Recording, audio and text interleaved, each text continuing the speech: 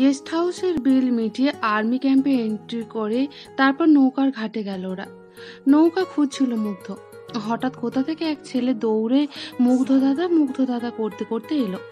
তাকে দেখেই মুগ্ধ সে কি আনন্দ! তিতির বুঝলো না এই পাহাড়ি ছেলেটার সাথে এমন কি সম্পর্ক মুগ্ধর। কাছে আসতেই তাকে জড়িয়ে ধরে বলল, মংখাই, তোমাকে পেয়ে যে কি আনন্দ হচ্ছে কি বলবো।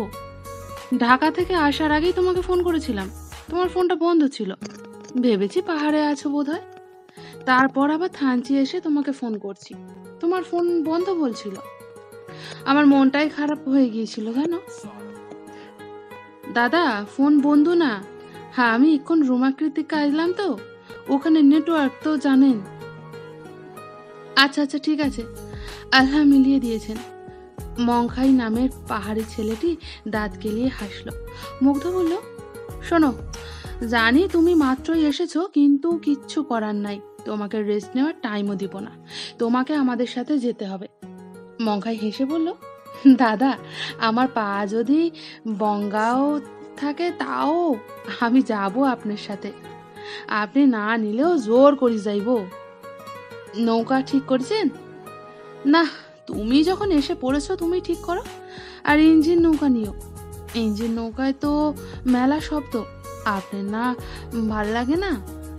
হ্যাঁ, কিন্তু তাড়াতাড়ি সম্ভব যেতে চাই, কাল যে কি বিপদে পড়েছিলাম ভাই, আর কোনো বিপদ চাই না। মংখাই এতক্ষণে তিতিরকে খেয়াল করলো, বলল, ভাবি? মুগ্ধ হেসে বলল, আরে না না, আমরা এক দল ট্রিপে এসেছি, পরে ওদের হারিয়ে ফেলেছি। 2 দিন আগেও কেউ কাউকে চিনতাম না, কিন্তু এখন আমরা ভালো বন্ধু হয়ে গিয়েছি। তিতিরের মনটাই খারাপ হয়ে গেল।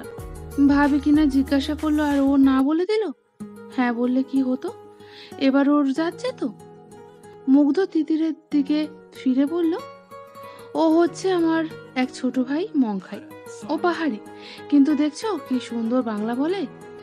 ছেলেটি হাসলো তিতিরও। মুগ্ধ বলল, ও হলো এখানকার গাইড, ওর সাথে থাকলে কোনো চিন্তা নেই। মংখাই তো মুগ্ধর এমন কথায় ব্যাপক লজ্জা পাচ্ছিল। বলল, দাদা আমি নৌকা ঠিক করি। হ্যাঁ হ্যাঁ, আর প্লিজ একটা ছাউওয়ালা নৌকা ম্যানেজ করো ভাই, আপু আছে তো। আচ্ছা আচ্ছা। নৌকার গুলইয়ের উপর ঘোমটা মাথায় বসে থাকা কুচকুচে কালো তিতিরকে মুগ্ধর কাছে অপূর্ব রূপবতী লাগছে। তিতির তাকিয়ে নদীর চারপাশ দেখছে, ওর চোখ দুটো যেন নদীর সৌন্দর্যের তালে তালে তাথই করে নাচছে। নদীটা খুব বেশি প্রশস্ত না, তবে খুব কর্মচঞ্চল। নৌকায় নৌকায় মাঝিরা মাছ ধরছে, নদীর পাড়ে পাহাড়ি মহিলারা তাদের নিত্য কাজ করছে। কেউ কেউ কলসি কাঁখে হেঁটে যাচ্ছে, ছোট ছোট ছেলেমেয়েরা পাহাড় থেকে নদীতে ঝাঁপিয়ে পড়ার খেলায় মেতেছে। পুরো নদীতেই ভেলার মতো লম্বা লম্বা কি যেন, দেখে বোঝা যাচ্ছে এগুলো ইচ্ছে করে ভাসিয়ে রাখা হয়েছে। এইগুলো কি মুগ্ধকে জিজ্ঞাসা করতে হবে, কিন্তু এখন না, পরে। এখন কোনো কথা বলতে ইচ্ছে করছে না, শুধু সৌন্দর্য উপভোগ করতে ইচ্ছে করছে। মুগ্ধ নৌকার মাঝখানে শুয়েছিল। নৌকায় শুয়ে শুয়ে আকাশ দেখার মজাটাই আলাদা। মাঝিকে বলল, ও মাঝি ভাই, তোমার নাম কি? জি, আমার নাম লোকমান। ওই তুমি বাঙালি? বাড়ি কই তোমার? ময়মনসিংহ। ও, তা এইখানে যে পেট চালানোর লইগা আব্বা আইছিল। ও, তা বিয়ে শাদি কি করাইছো? হ, করাই লইছি। ও যাই হোক, আমরা 3 জনের একজনও বিয়ে শাদি করি নাই, সাবধানে নৌকা চালিও কিন্তু। তোমার যেমন বউ আছে আমাদেরও কিন্তু হবু বউ আছে, আর ওই যে আপুরে দেখতেছ, ওনারও কিন্তু হবু জামাই আছে। তো সবারই এখন জীবনের অনেক দাম। এখন তাড়াতাড়ি চালাও, যাতে 3 দূর পর আস্তে চালাইলেও সময়ের অভাব না পড়ে। বুঝলা, রাত্রে নৌকায় থাকা যাবে না, সন্ধ্যার মধ্যেই রোমাক্রি পৌঁছাতে হবে। লোকমান হাসতে হাসতে বলল, কোনো চিন্তা কইরেন না ভাইজান, একেবারে টাইমের মধ্যেই লইয়া যাইব। মংখাই বলল, দাদা ও ছোটকাল থেকেই এই সাঙ্গুতেই নৌকা চালায়, চিন্তা করিয়েন না, খুব অভিজ্ঞ। ভালো কথা মনে করছো। তারপর মুগ্ধ তিতিরের দিকে তাকিয়ে ডাকলো, তিতির। তিতির বলল, হ্যাঁ বলুন। আমরা যে নীলগিরি থেকে অনেক নিচে নদী দেখেছিলাম না, এটা কিন্তু সেই সাঙ্গু নদী। সুন্দর না? হ্যাঁ, খুব সুন্দর। কিন্তু আমরা তো পাহাড়ি রাস্তায় এলাম, নদী তো অনেক নিচে ছিল। এত নিচে কিভাবে এলাম? কেন, খেয়াল করনি? নীলগিরির পর খালি ডাউন হিল ছিল, তারপর থানচি বাজার থেকেও তো ঘাট অনেক নিচে। ও, হঠাৎ মনে পড়ল তিতির ভাত খেতে চেয়েছিল। উঠে বসে মংখাইকে বলল, আমাদের রান্না করতে হবে বুঝলে, নৌকায় সব ব্যবস্থা আছে তো? জি দাদা, সব ব্যবস্থা আছে। তিতির জিজ্ঞাসা করলো, কি রান্না হবে? ভাত, মুরগি, ডাল, আলু ভর্তা, চলবে তো? দৌড়াবে। আচ্ছা, রান্নাটা আমি করি। তুমি রান্না করতে পারো? সব পারি না, তবে এই সব পারি। কিন্তু তুমি পারবে না, কেরোসিনের স্টোভে রান্না করতে হবে। করেছো কখনো? স্টোভ সামলানো অনেক ঝামেলার কিন্তু। না, করিনি কখনো। তাহলে থাক, আমিই করি। আচ্ছা, দুজনে মিলেই করি। আপনি চুলাটা সামলাবেন আর আমি রান্না। মুগ্ধ হেসে বলল, আচ্ছা আচ্ছা। মংখাই বলল, দাদা আমিও আছি কিন্তু। ও হ্যাঁ হ্যাঁ, মংখাই কিন্তু বেশ ভালো রান্না করে। দাদা কোনোদিন রাঁধতে তো দিন নাই, নিজেই করেছেন। তা করেছি, কিন্তু তুমিও তো পারো। মংখাই আর কথা বাড়ালো না। নৌকা থানচি ছাড়তেই আস্তে আস্তে জনবসতি কমে যেতে লাগলো। 20-25 মিনিট যেতেই তিতিরের মনে হলো নদীটা গহীন কোনো জঙ্গলের ভিতর দিয়ে যাচ্ছে। কিন্তু ভয় পাওয়ার সময়ও নেই, রান্না নিয়ে ব্যস্ত হয়ে পড়তে হবে। রান্না করতে গিয়ে তিতির সত্যিই ঝামেলায় পড়ল। একটা ধার ছাড়া বটি, যা দিয়ে কিছুই কাটা যাচ্ছে না, তার উপর আস্ত মুরগি। তিতির জীবনেও কাটেনি। সব সময় তো মায়ের কেটে রাখা মুরগি রান্না করেছে, এখন কি হবে? তিতির মুরগিটা হাতে নিয়ে অনেক চিন্তা করলো। কোন দিক দিয়ে যে কাটা শুরু করবে তা সে কিছুতেই বুঝতে পারছে না। এই জন্যই বলে সব কাজ শিখে রাখতে হয়। মাছ মুরগি কাটা শিখতে গেলে বাবা সব সময় বলে, এইসব শিখে তুই কি করবি? তুই কি এইসব করবি নাকি? তোকে তো রাজপুত্রের সাথে বিয়ে দেব, সে কি তোকে দিয়ে মাছ মাংস কাটাবে? কাজের লোকেরাই তো সব করে দেবে। কিন্তু বাবা কি জানে, ট্যুরে গেলে কেউ কাজের লোক নিয়ে যায় না। তাও ভালো, জোর করে কয়েকটা রান্না শিখেছিল। ইস, মুরগিটা যদি কাটতে না পারে তাহলে তো প্রেস্টিজের 12টা বেজে যাবে। থুর। হঠাৎ মুগ্ধ ওর হাত পাতলো, বলল, মুরগিটা আমাকে দাও। দেশি মুরগি তো অনেক শক্ত, তুমি কাটতে পারবে না। তিতির দিয়ে দিল। মুগ্ধ বুঝতে পেরেছে যে মুরগি কাটতে পারে না, তাই সরাসরি বলে লজ্জা না দিয়ে দেশি মুরগির দোহাই দিয়ে নিজে কাটতে নিল। মংখাই বলল, দাদা আমাকে দেন, আমি কেটে দিই। না না, তুমি আপুর রান্নায় হেল্প করো, আমার সময় লাগবে না। তিতির চাল ধুয়ে ভাত বসিয়ে দিল, তাতে আলু সিদ্ধও দিয়ে দিল।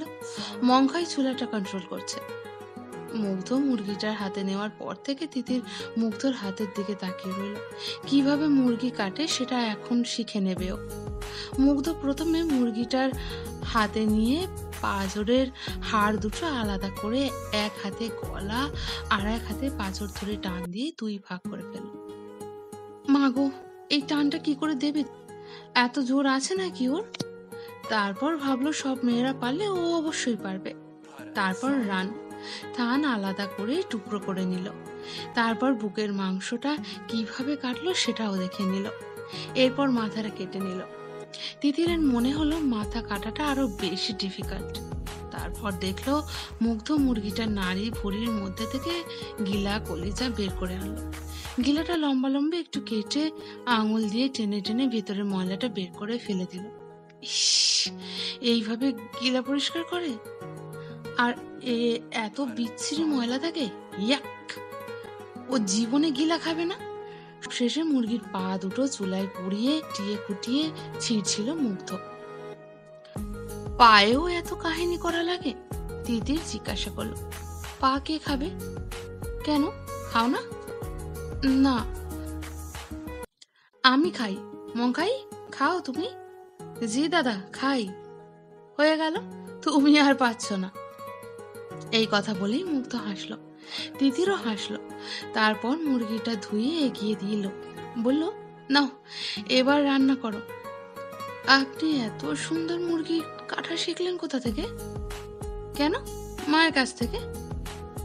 ও, মা কি বলতো জানো? কি বলতো? মুগ্ধ, মুরগি কাটা শেখ, মাছ কাটা শেখ, রান্না শেখ। তোর জন্য তো রাজকুমারী নিয়ে আসবো, সে যদি না পারে তোকে তো পারতে হবে, তাড়াতাড়ি শিখে নে। আর জানো, আমিও দৌড়ে দৌড়ে গিয়ে আগ্রহ নিয়েই শিখতাম। তিতির ওর বাবার কথাগুলো আর মুগ্ধর মায়ের কথাগুলো মিলিয়ে নিল। এটা কি শুধুই কোইন্সিডেন্স নাকি কোনো ইশারা? খুশি যেন উপচে পড়ছিল তিতিরে। তিতির খুব যত্ন করে ভাত, আলু ভর্তা, ডাল করে ফেলল। মুগ্ধ হেল্প করলো, কিন্তু প্রবলেম হলো মুরগি রান্নার সময় কিছুতেই তিতির মশলা বাটতে পারছিল না। জীবনে প্রথম পাটায় হাত দিয়েছে, বাড়ছে ঠিকই, কিন্তু কোনো কিছু আর এপাশ থেকে ওপাশে যাচ্ছে না। মুগ্ধ তাকিয়েছিল, তাই তিতির খুব লজ্জা পেয়ে গেল। মুগ্ধ নিশ্চয়ই এখন এটাও ওর হাত থেকে নিয়ে নিজেই কেটে দেবে। হায় খোদা, কেন এসব পারে না? মুগ্ধ বলল, কখনো পাটায় হাত দাওনি বোধ হয়? না। বুঝেছি, আচ্ছা রেখে দাও, আমি ব্যবস্থা করছি। তিতির মন খারাপ করে বলল, আপনি বাটবেন এখন? মুগ্ধ বলল, আরে না, মা আবার এটা শেখায়নি, বলেছে বউকে ব্লেন্ডার কিনে দিতে। তিতিরও হেসে দিল। মুগ্ধ আদা রসুনগুলো নিয়ে বটি দিয়ে কুচি কুচি করে কাটলো। তিতির বলল, এগুলো কি করবেন? এইভাবেই দেব মুরগিতে। আস্ত আস্ত? আস্ত কই, দেখছো না কুচি কুচি? কেমন যে লাগবে। আমি নিজের মতো রান্না করি, খাওয়ার সময় দেখো কেমন লাগে। মুগ্ধ নিজ হাতে রান্না করলো মুরগিটা। সত্যি মুরগিটা কতটা যে মজা হয়েছিল তা খাওয়ার সময় টের পেল সবাই। নৌকা একটা তীরে ভিড়িয়ে ওরা খেয়ে নিয়েছিল। খাওয়া শেষে মুগ্ধ বলল, তিতির, তুমি এখন ছইয়ের মধ্যে চলে যাও, রেস্ট নাও, আমি না বললে বের হইও না। আচ্ছা। এ কথা বলেই ভিতরে ঢুকে গেল তিতির। মুগ্ধ ছইয়ের পর্দা টেনে দিল, তারপর ছইয়ে হেলান দিয়ে বাইরে বসে রইল। হঠাৎ ভেতরের দিকে তাকাতেই দেখতে পেল তিতির ঘোমটা ফেলে ছোট্ট একটা আয়না হাতে নিয়ে নিজের মুখ ঘুরিয়ে ফিরিয়ে দেখছে। মুগ্ধ আস্তে করে পর্দাটা সরিয়ে কান ধরল। কৃষ্ণ করলি আমি তারেই বলি, কালো তারে বলে গায়ের লোক। মেঘলা দিনে দেখেছিলাম মাঠে, কালো মেঘ কালো হরিণ চোখ। ঘোমটা মাথায় ছিল না তার মোটে, মুক্ত বেনি পিঠের ওপর লটে। তাসে যতই কালো হোক, দেখেছি তার কালো হরিণ চোখ। কৃষ্ণ করি আমি তারেই বলি। এতটুকু গিয়ে মুগ্ধ আবার পর্দা টেনে দিল। তিতিরের এই প্রথম আফসোস হলো, ইস, কালো কেন হলাম না। থানচির পর তিন্দুতে এসে কিছু জনবসতি দেখা গেল, কিন্তু সেটা খুবই কম, 15-20 ঘরের বেশি হবে না। এখানটায় প্রচুর স্রোত। ওদেরকে নেমে নদীর তীর ধরে হাঁটতে হলো। আর লোকমান আর মংখাই মিলে নৌকায় দড়ি বেঁধে টেনে টেনে স্রোতের অংশটা পার করলো। তারপর ওরা আবার নৌকায় উঠলো। কিছু দূর পর আবার সেই স্রোত, আবার নামলো, আবার হাঁটলো। এইভাবে অনেকবারই নামতে হলো। হাঁটতে হাঁটতে অনেক গল্পই হয়েছিল। তার মধ্যেই একবার তিতির বলল, সাফি ভাইয়াদের হারিয়ে ফেলে ভালোই হয়েছে বলুন, না হলে এত এত অ্যাডভেঞ্চার কিছুই তো হতো না। যদিও কাল ভয় পেয়েছিলাম বিপদে পড়ে, কিন্তু আজ মনে হচ্ছে যারা দলে আছে তারা তো এইরকম পরিস্থিতিতে পড়েনি, তারা খুব মিস করলো। মুগ্ধ হাসলো। তিতির বলল, হাসছেন যে? আমরা কিন্তু এখনো বিপদ থেকে বের হতে পারিনি। না হলে না পেরেছি, আমার আর ভয় করছে না, আপনি আছেন তো। কিছুক্ষণের মধ্যে ওরা চলে এলো বড় পাথর। এলাকার নামই বড় পাথর। এখানে কোনো জনবসতি নেই, আছে শুধু বড় বড় পাথর, তাও আবার পানির মধ্যে একতলা দোতলা বাড়ির সমান উঁচু বিশাল পাথর, যার কিছু অংশ পানির নিচে, কিছু অংশ পানির উপরে। ছোট বড় মাঝারি বিভিন্ন সাইজের পাথর। তার মধ্যে দিয়েই নৌকা চালাচ্ছে লোকমান। সোজা তো আর চালানো যায় না, একে বেঁকে প্রকাণ্ড পাথরগুলোকে পাশ কাটিয়ে যাচ্ছে। পানির নিচে আছে ডুবো পাথর। নৌকো যদি কোনো ক্রমে একটা ডুবো পাথরের সাথে ধাক্কা লাগে, তাহলে পুরো নৌকাটাই উল্টে পাল্টে টুকরো টুকরো হয়ে যাবে। তিতিরের বোধহয় এইসব দেখে ভয় করছিল, কিন্তু কিছু বলছিল না। ছইয়ের ভেতর থেকে এইসব দেখছিল।